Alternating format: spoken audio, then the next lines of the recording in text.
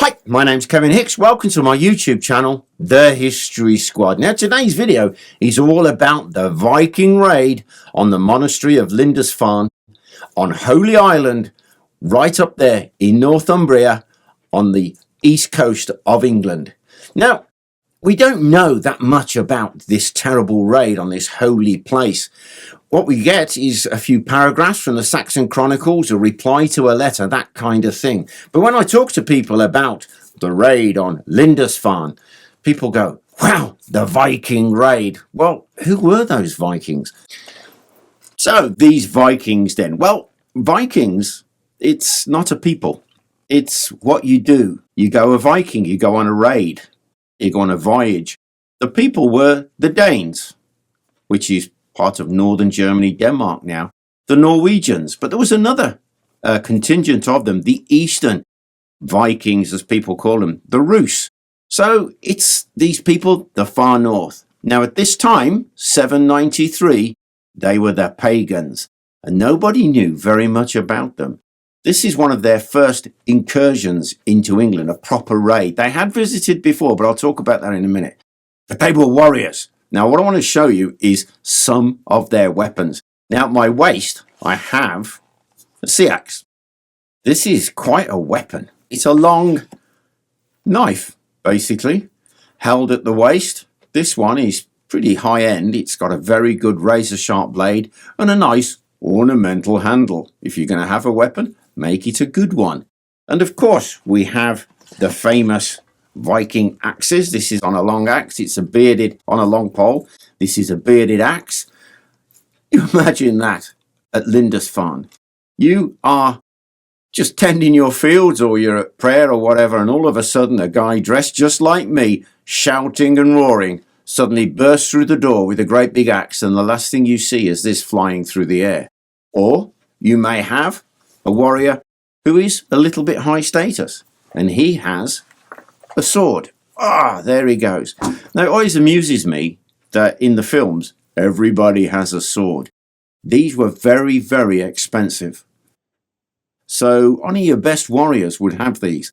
When I look at pictures of Vikings from the ancient times carvings, there are many spears amongst them. So swords, expensive. Axes, common. Spears, very commonplace. So all these different weapons they have, but I reckon that one of their favourite would have been the sea axe. Most of your warriors would have had these tucked in at their waist. Small hand axes, bigger axes, long spears, short spears, and of course, bowmen.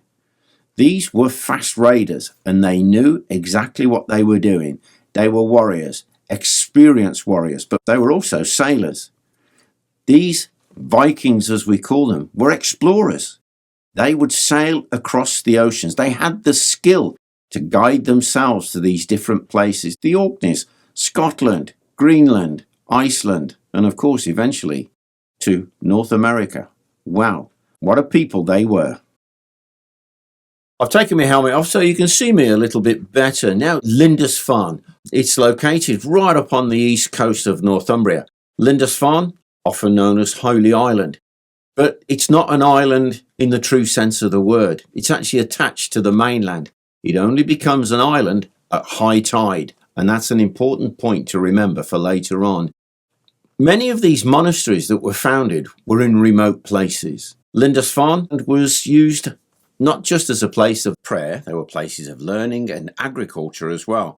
Now, Lindisfarne was established in the mid-7th century by an Irish monk called Aidan, who had been sent over, I believe, by King Oswald to revive the flagging Christian religion in Northumbria.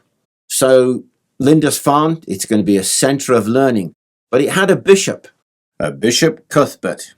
Now, Cuthbert was quite a character. It was 655 when he arrived as a prior at Lindisfarne, and he was a bit of a seer.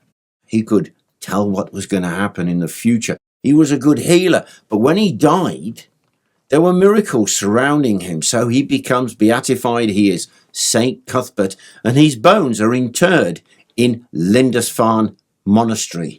So now you have pilgrims will make their way to Holy Island.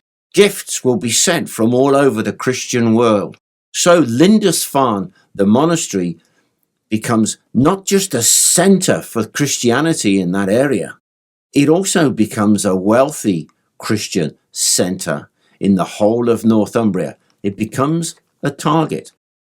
So the name Lindisfarne is a cross between Old English and Celt for the land with the stream flowing through it. I like that. But the raid. Now, I've made a model to try and help explain what happened.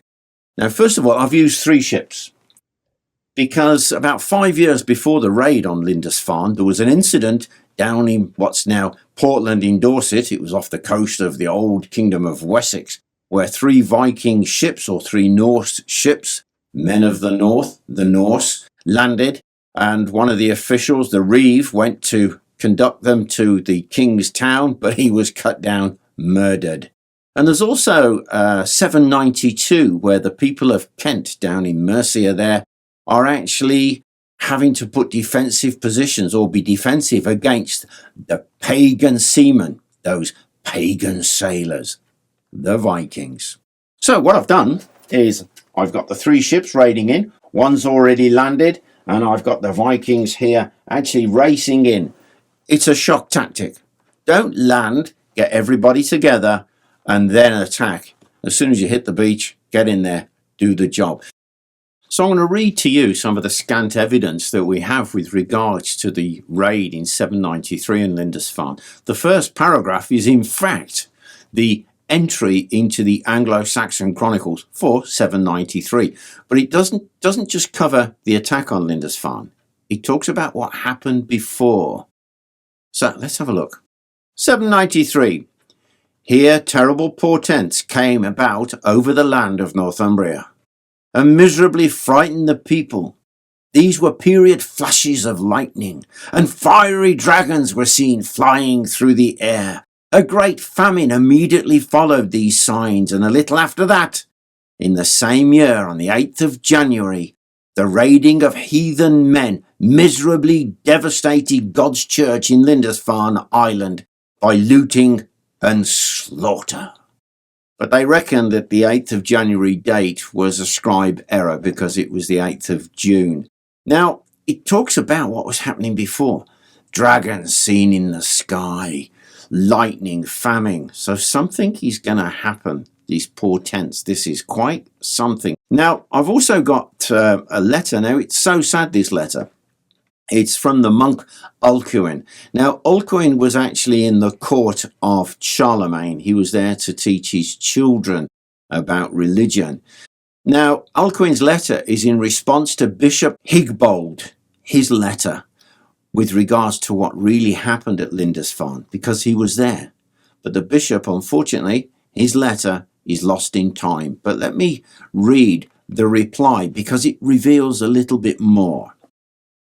We and our fathers have now lived in this fair land for nearly 350 years. This is the Saxons. And never before has such an atrocity been seen in Britain as we have now suffered at the hands of the pagan people. Such a voyage was not thought possible. The church of St. Cuthbert is spattered with blood of the priests of God, stripped of all its furnishings, exposed to the plundering of pagans, a place more sacred than any in Britain. So it's telling you there, this is really hurting the Christian world in Britain. It is a disaster. The pagans have struck. So we're going to use the evidence, but piece together what I think really happened. First of all, I don't think the Vikings simply appeared and then just did the raid. I believe that they'd been watching the island. They knew about how it became an island at high tide. Now that high tide can last 5 hours or more. So that's plenty of time. If they hit it just as high tide's coming in, they've got time to then do their plunder.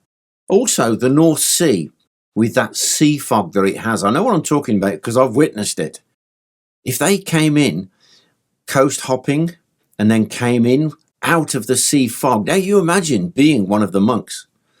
You're tillering the land or you're just about to start work and all of a sudden you see a dragon's head coming out of the sea fog, this sea mist.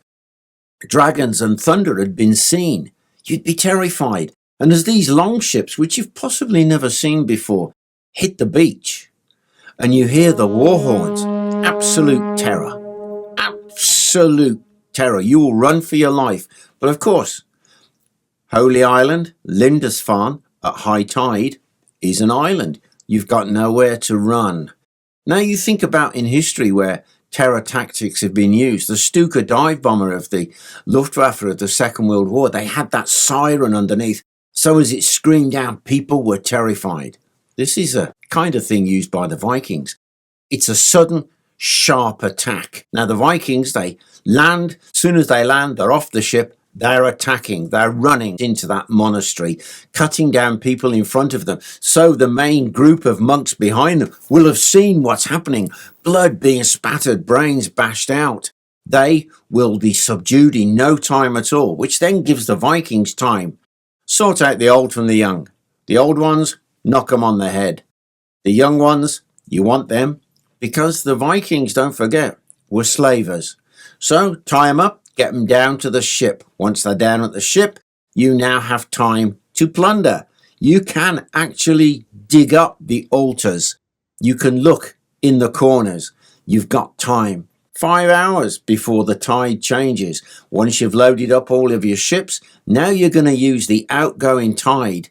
Push your ships back off the sand, and the tide now will carry you out to sea. They must have planned this. They didn't just turn up. They have seen, they knew what they wanted, they knew about the wealth of Lindisfarne, and they took it. Another piece of evidence we have was written by Simeon of Durham, 12th century, but he drew his information from the lost Northumbrian annals, which describe the events at Lindisfarne with precise detail. So let me just read what he wrote. And they came to the church at Lindisfarne, laid everything to waste with grievous plundering, trampled the holy places with polluted steps, dug up the altars, and seized all the treasures of the holy church. They killed some of the brothers, took some away with them in fetters. Many they drove out naked and loaded with insults. Some they drowned in the sea. At the end of the day, Lindisfarne was raided, pretty much destroyed. Monks were taken as slaves, monks were killed, but some survived, as we know, along with the Lindisfarne Gospels. These Gospels were the monks' most treasured possession, the written word, a beautifully illuminated manuscript recounting the life of Christ. It's believed that the Viking raiders simply tore off the jewel cover of the manuscripts, tossing the pages to one side. They had no use for them. But Lindisfarne carried on.